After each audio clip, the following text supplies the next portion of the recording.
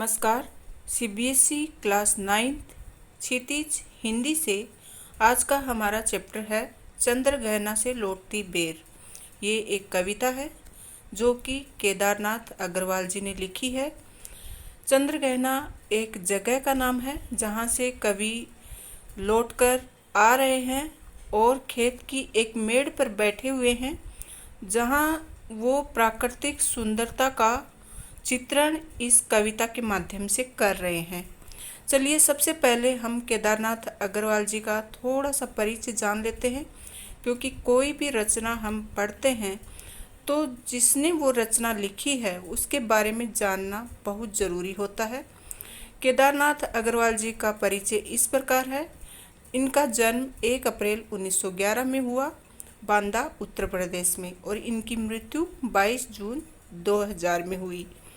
ये किसान परिवार से थे, इसके लिए इनको प्रकृति से बहुत ही ज़्यादा लगाव है। इन्होंने अपनी शिक्षा अपने गांव कमसिन में ही पूरी की। कक्षा 3 की पढ़ाई के बाद ये रायबरेली से 6ठी कक्षा तक की 7वीं 8वीं की शिक्षा प्राप्त करने के लिए जबलपुर भेजे गए, और 7वीं में पढ़ रहे थे तब इनकी एक धनी परिवार की लड़की से शादी हो गई, और फिर शादी के बाद इनकी पूरी शिक्षा इलाहाबाद में ही हुई। 1972 ईस्वी में बांदा में अखिल भारतीय प्रगतिशील लेखक संघ के सम्मेलन का आयोजन किया। सन 1973 में इनके काव्य संकलन फूलन ही रंग बोलते हैं के लिए इन्हें सोवियत लैंड नेहरू सम्मान दिया गया। इनको बहुत सारे पुरस्कार मिले, साहित्य अकादमी पुरस्कार भी मिला, तुलसी सम्मान से भी सम्मानित किए गए, और हिंदी साहित्य सम्मेलन प्रयाग ने साहित्य वाचस्पति उपाधि से सम्मानित किया। 22 जून 2000 को ये साहित्यकार 90 वर्ष की आयु में परमात्मा में विलीन हो गए। इनकी प्रमुख रचनाएं जो हैं वो हैं गुल मेहंदी, आत्मगंध, युग की गंगा, नींद के बादल, पंख पतवार, लोक और आलोक, आग का आईना। तो ये सब इनकी रचनाएं हैं। चलिए शुरू करते हैं चंद्रगहना से लौटती बेर। तो चंद्रगहना एक गांव का नाम है, एक जगह का नाम है। वहाँ से कवि केदारनाथ अग्रवाल जी लौट रहे हैं, और लौटते समय वो खेत में रुक जाते हैं, खेतों की मेड़ पर बैठ जाते हैं, और वहाँ बैठे बैठे ये मतलब प्राकृतिक सुंदरता का चित्रण कर रहे हैं। देख आया चंद्रगहना, देखता हूँ दृश्य अब मैं, मेड़ पर इस खेत की बैठा अकेला। तो कवि बताते हैं कि मैं चंद्रगहना जो जगह है उसको देख आया हूँ, और अब मैं यहाँ इस खेत की मेड़ पर, मेड़ क्या होती है? दो खेतों के बीच की जो बाउंड्री होती है, दो खेतों को बीच में जिसके द्वारा विभाजित किया जाता है, तो एक मिट्टी को ऊंचा उठाकर एक दीवार से बना दी जाती है कच्ची मिट्टी की, उसको कहते हैं मेड़। तो वहाँ पर कवि बैठे हैं और पूरा दृश्य देख रहे हैं खेतों का। एक बीते के बराबर ये हरा ठिगना चना, बांधे मुरेठा शीश पर, छोटे गुलाबी फूल का सजकर खड़ा है। तो एक बीते के बराबर मतलब एक छोटी सी चीज़ होती है ना, एक उंगली के समान, इतनी छोटी सी को कहते हैं बित्ते के बराबर। तो किसको कह रहे हैं कि छोटा सा चने का पौधा है, वो खड़ा है, ठिगना है, मतलब ठिगना मतलब नाटा है, कद में छोटा है, और बित्ते के बराबर मतलब बहुत ही छोटा है। बांधे मुरेठा शीश पर, मुरेठा मतलब साफा, कि अपने सिर पर साफा बांधे हुए है, छोटे गुलाबी फूल का। किसका? कि चने के पौधे पर गुलाबी फूल निकलते हैं, तो ऐसे लग रहा है कि जो वो फूल है वो गुलाबी साफे के रूप में दिख रहा है, और वो सजकर वहाँ पर खड़ा है। तो समझ लेते हैं कि चंद्रगहना से कवि लौट आए हैं और खेत की मेड़ पर बैठकर वहाँ का प्राकृतिक सौंदर्य देख रहे हैं, उसका चित्रण कर रहे हैं, मनन कर रहे हैं। तभी उनको एक छोटा सा चने का पौधा दिखाई देता है, ठिगना सा है, एक बित्ते के बराबर है, और उसके ऊपर गुलाबी फूल जो निकले हुए हैं वो उसके सिर पर ऐसे लगता है जैसे गुलाबी साफा बंधा हुआ है, और उसमें वह सजकर खड़ा है दुल्हे की भांति। पास ही मिलकर उगी है बीच में अलसी हथेली, तो पास में ही, चने के पास में ही, और वो अलसी उगी हुई है। तो अलसी को हठीली कहा है कि वहाँ से वह कहीं भी जाने को तैयार नहीं है, उधर ही खड़ी है। देह की पतली, कमर की लचीली, और वह एकदम पतली सी है, इसके लिए उसको पतली कमर वाली और लचीली यहाँ कवि बता रहे हैं। नील फूले फूल को सर पर चढ़ाकर कह रही हो, छुपिए दूं हृदय का दान उसको। तो एक नीला फूल, मतलब अलसी के ऊपर फूल जो आए हुए हैं वो नीले कलर के आए हुए हैं, और वो एक फूल ऊपर निकला हुआ है। तो मानो ऐसा लग रहा है कि जैसे अलसी ये कह रही हो कि ये फूल मैं उसको दूंगी जिसको जो मुझे पसंद आएगा। तो जो मुझे पसंद करेगा उसको ये मैं फूल दूंगी, या फिर मैं ये फूल जिसको दूंगी वो मुझे अच्छा लगता है। तो इस तरह से वह अलसी है, पतली कमर में, लचीली लग रही है, और नीले फूल को हाथ में लेकर मानो ऐसे कह रही है कि ये फूल मैं उसको दूंगी जिसको वह अपना दिल दे देंगी। जो ये फूल स्वीकार करेगा वो ही, उसको ही वह अपना दिल देगी और अपना पूरा प्रेम उसके ऊपर न्योछावर कर देगी। तो बच्चों ये देखो, यहाँ पर इसका भावार्थ भी मैंने दिया है। अगर आपको किसी प्रकार का प्रॉब्लम हो, मान लो भूल गए आप जो समझाया हुआ है, तो यहाँ से आप लिख सकते हैं और फिर से पढ़ सकते हैं, वीडियो को सुन सकते हैं। और कभी वीडियो नहीं सुनना हो तो यहाँ से आप भावार्थ को देखकर लिख सकते हैं, समझ सकते हैं। चलिए आगे। और सरसों की न पूछो, हो गई सबसे सयानी, हाथ पीले कर लिए हैं ब्याह मंडप में पधारी, फाग गाता मास फागुन, आ गया है आज जैसे। तो यहाँ अग्रवाल जी, जो केदारनाथ अग्रवाल जी हैं, वो इस कविता में, कौन सी कविता, चंद्रगहना से लौटती बेर से ये बता रहे हैं कि जो चने के पौधे और अलसी के बाद अब सरसों को मैं देख रहा हूँ, और सरसों की तो पूछो ही मत, वो तो सयानी लग रही है। क्यों सयानी लग रही है? क्योंकि उसने हाथ पीले कर लिए हैं। कैसे? क्योंकि उसके ऊपर पीले रंग के फूल खिल रहे हैं। तो ऐसा लग रहा है कि वो सयानी हो गई है, और हल्दी के जैसे हाथ पीले होते हैं किसी दुल्हन के, वैसे उसने इन फूलों से अपने हाथ पीले कर लिए हैं। ब्याह मंडप में पधारी, और ऐसा लग रहा है कि अब वो ब्याह के मंडप में आने वाली है। तो जैसे हल्दी लगाकर दुल्हन का रूप उसका बन गया है, और दुल्हन का रूप धारण करके वह मंडप में, खेतों के मंडप में बैठी हुई है। और कवि कहते हैं कि फाग गाता मास फागुन, आ गया आज जैसे। जैसे फागुन का महीना स्वयं ही होली के गीत गाता हुआ आ जाता है, वैसा आज महसूस हो रहा है। देखता हूँ मैं स्वयंवर हो रहा है, प्रकृति का अनुराग चंचल हिल रहा है इस विजन में, दूर व्यापारिक नगर से प्रेम की प्रिय भूमि उपजाऊ अधिक है। तो कहते हैं कि उक्त मनोरम जो दृश्य देखकर ऐसे लग रहा है जैसे स्वयंवर हो रहा हो। और आगे कवि बताते हैं कि प्रकृति का अनुराग अंचल हिल रहा है। कवि को प्रकृति से बहुत अनुराग है, लगाव है, तो वो प्रकृति से लगाव महसूस कर रहे हैं। और मतलब गाँव का जो प्राकृतिक वर्णन है वो उनको ज़्यादा अच्छा लगता है, प्राकृतिक सौंदर्य उनको ज़्यादा, नगर से कहीं ज़्यादा अच्छा लगता है। नगर तो सिर्फ व्यापार मात्र के लिए जाने जाते हैं। आगे है, और पैरों के तले है एक पोखर। तो उधर ही जहाँ पर सरसों, चने, अलसी ये सब खड़े हैं, दूल्हे दुल्हन के रूप में दिख रहे हैं, स्वयंवर जैसा महसूस हो रहा है, मंडप जैसा महसूस हो रहा है, वहीं पर एक पोखर, पोखर मतलब तालाब है। उठ रही इसमें लहरियाँ, इसमें लहरें बार बार उठ रही हैं।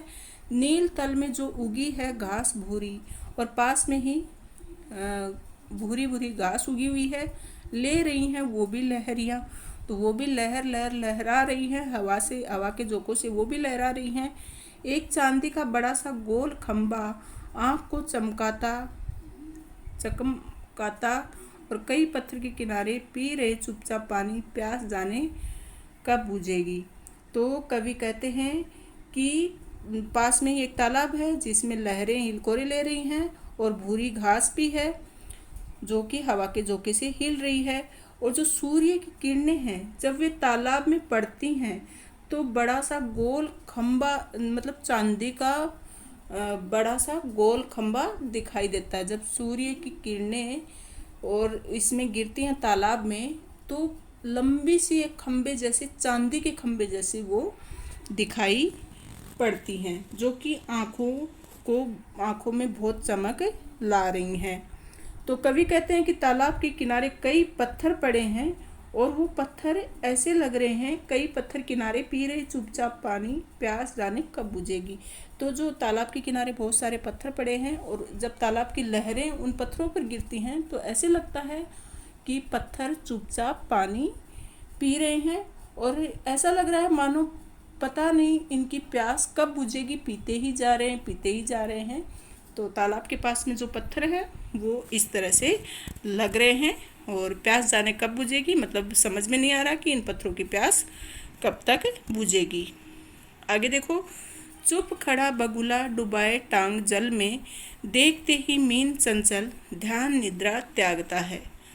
तो पास में ही एक बगुला जल में टांग डुबाकर खड़ा है और जैसे ही मीन मतलब मछली को देखता है तो वह मतलब अपना जो ध्यान मगन था वो अचानक से त्याग देता है और मीन मछली पर लपकता है। चट दबाकर चोंच में नीचे गले को डालता और तुरंत मछली को अपने चोंच में दबाकर अपने गले में उतार लेता है। तो वहाँ पर प्राकृतिक सौंदर्य का चित्रण करते हुए साथ साथ पशु पक्षियों का भी वर्णन कर रहे हैं, जीव जंतुओं का भी वर्णन कर रहे हैं। आगे बता रहे हैं, एक काले माथ वाली चतुर चिड़िया। तो काले माथे वाली जो एक सफ़ेद कलर की चिड़िया है, चतुर जो दिखाई पड़ती है, श्वेत पंखों के झपाटे मार, उसके पंख सफ़ेद हैं, माथा काला है और वह किस पर झपटे मार रही है, टूट पड़ती है भरे जल के हृदय पर। एक उजली चटुल मछली चोंच पीली में दबाकर दूर उड़ती है गगन में। और छोटी सी जो काले माथे वाली चिड़िया है, चतुर चिड़िया, सफ़ेद पंखों वाली चिड़िया, वह भी जल में मछली पर आक्रमण करती है, उस पर टूट पड़ती है भरे जल में और फिर अपनी पीली चोंच में दबाकर आकाश में विचरण करती है। उसको मछली को अपनी चोंच में दबाकर आकाश में उड़ जाती है, दूर उड़ती है गगन में।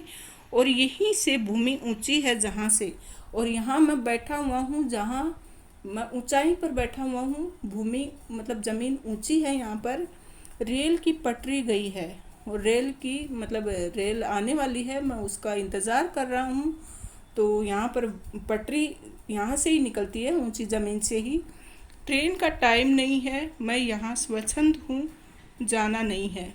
तो ट्रेन आने में भले ही समय है या नहीं है, मैं तो फ्री हूँ, मैं स्वतंत्र हूँ, मैं प्रकृति का विचरण करते हुए आनंद में हूँ। यहाँ मेरा ट्रेन में जाने का समय हो गया है लेकिन फिर भी मैं स्वच्छंद हूँ, मतलब मैं स्वतंत्र हूँ, मैं प्रकृति के सौंदर्य में रम गया हूँ, मैं यहाँ से जाना नहीं चाहता।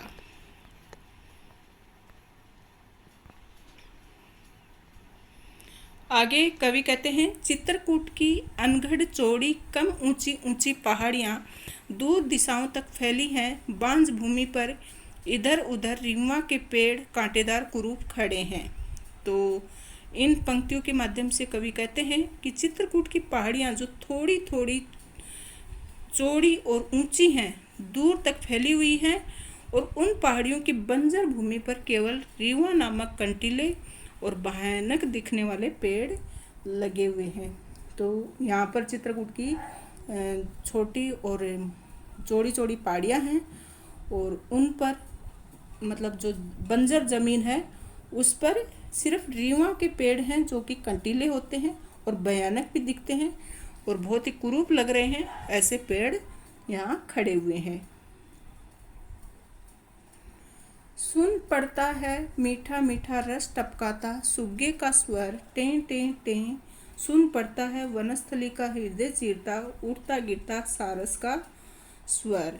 तो कवि उस प्राकृतिक वातावरण में गूंजती तोते और सारसों की मीठी आवाज़ से प्रभावित है। सुग्गे मतलब तोते।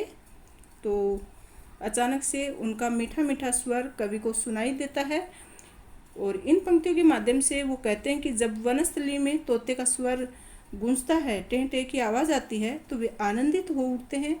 वे तोते के मीठे रस भरे ध्वनियों का हिस्सा बनने को व्याकुल हो उठते हैं। कवि कह रहे हैं कि जब वनस्थली में सारस का स्वर गूंजता है तो वास्तव में मेरा मन एकदम ऐसे लगता है कि मैं सारस के संग ही उड़ जाऊं। टीटों टीटों की आवाज़ करता है सारस, टीटों टीटों मन होता है उड़ जाऊं मैं, पर फैलाए सारस के संग जहाँ जुगुल जोड़ी रहती है हरे खेत में, सच्ची प्रेम कहानी सुन लूँ चुप्पे चुप्पे। तो सारस की जो उसके साथ की जो जोड़ी होती है और आपस में जो सारस जोड़ी बनाकर प्रेम की गीत गाते हैं, मेरा मन करता है कि मैं इसके साथ उड़ जाऊं और वहाँ चुपके चुपके इनके प्रेम भरे गीत छुप छुप कर सुनूं। जो सारसों की प्रेम कहानी है उसको छुप छुप कर सुनूं। तो यहाँ कवि प्राकृतिक वातावरण और वहाँ की प्रकृति की बेहतरीन कृतियों से उनका लगाव हो गया है, जिसे छोड़कर उनका जाने का मन नहीं है। और इस कविता का सारांश तो अभी तक आपके दिमाग में आ गया होगा कि कविता के द्वारा क्या बताया गया है, फिर भी मैं आपको बता देती हूँ। कविता चंद्रगहना से लौटती बेर कवि केदारनाथ अग्रवाल जी के द्वारा रचित है। कवि अग्रवाल जी ने इस कविता में प्राकृतिक सौंदर्य का अद्भुत चित्रण किया है तथा उनका इस कविता के प्रकृति के प्रति गहरा प्रेम प्रकट हुआ, क्योंकि वो किसान पुत्र थे, इसके लिए शुरू से ही उनको प्रकृति से लगाव रहा है। वे चंद्रगहना नामक जगह से लौट रहे हैं। चूँकि स्वभाव से किसान पुत्र हैं, इसलिए उनका किसान मन खेत खलियान और प्राकृतिक वातावरण के प्रति आकर्षित हो जाता है। तो इस कविता में केदारनाथ अग्रवाल जी की उस सृजनात्मक कल्पना की अभिव्यक्ति उजागर हुई है, जो साधारण चीज़ों में भी असाधारण सौंदर्य देखने और व्यक्त करने में सफल है। इस प्राकृतिक सौंदर्य बोध कविता में प्रकृति और संस्कृति की एकता व्यक्त हुई है, जो स्वयं में अनुपम है, अद्भुत है और मनोरम है। तो बच्चों, हम रोज़मर्रा की ज़िंदगी में हमारे आसपास हम खेतों को भी देखते हैं, पेड़ों को भी देखते हैं, पौधों को भी देखते हैं, पशु पक्षियों को भी देखते हैं, लेकिन हम कभी उनके बारे में ये नहीं सोचते कि ये हमें कितना आनंद प्रदान करते हैं और ये कितने सुंदर हैं। प्रकृति का वातावरण इनसे कितना मनमोहक हो जाता है।